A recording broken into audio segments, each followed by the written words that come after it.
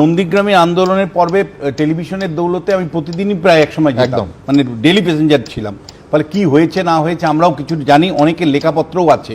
কিন্তু আমি পরিষ্কার করে বলতে চাই, যদি মমতা বন্দ্যোপাধ্যায়ের কথাটা যদি 100% সত্যি ধরি, তাহলে শুভেন্দু অধিকারী শিশিরবাবু যে ষড়যন্ত্র করেছিল, গণহত্যা করেছিল, সেই সময় তারা তৃণমূল কংগ্রেসের ছিল, তার বৃহত্তম ষড়যন্ত্রের দায়টা মমতা বন্দ্যোপাধ্যায়। অর্থাৎ এই গণহত্যার যদি অন্যতম ষড়যন্ত্রকারী হয় মমতা বন্দ্যোপাধ্যায়, তাকে অ্যারেস্ট করা উচিত, ইমিডিয়েটলি অ্যারেস্ট করা উচিত।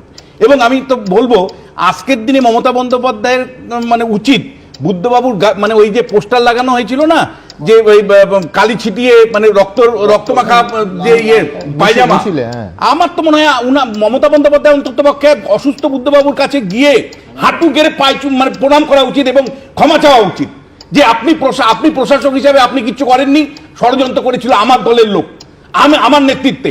বুদ্ধবাবুর কাছে আপনি ক্ষমা চান, কারণ আপনি সেদিন বুদ্ধবাবুকে যেভাবে অপমান করেছিলেন, বুদ্ধবাবুর পায়জামাটাকে আপনি লাল কালি ছিটিয়ে দিয়ে বলেছিলেন রক্তমাখা পায়জামা, আপনি বলেছিলেন, দিনের পর দিন আপনি বুদ্ধবাবুর সম্বন্ধে কুৎসা করেছিলেন।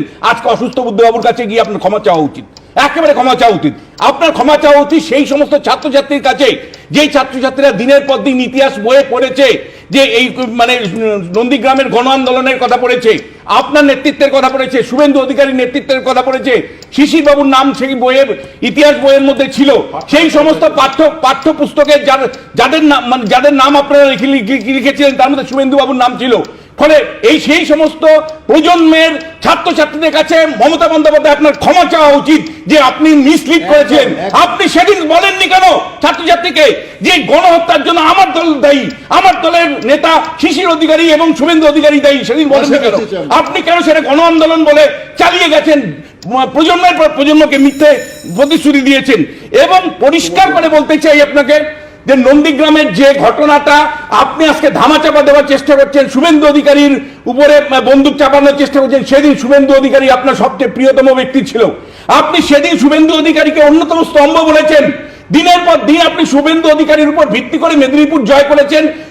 আপনি একের পর এক কংগ্রেস শাসিত জেলাগুলোকে দখল করেছেন। আপনি অবকর্ম করেছেন শুভেন্দু অধিকারী।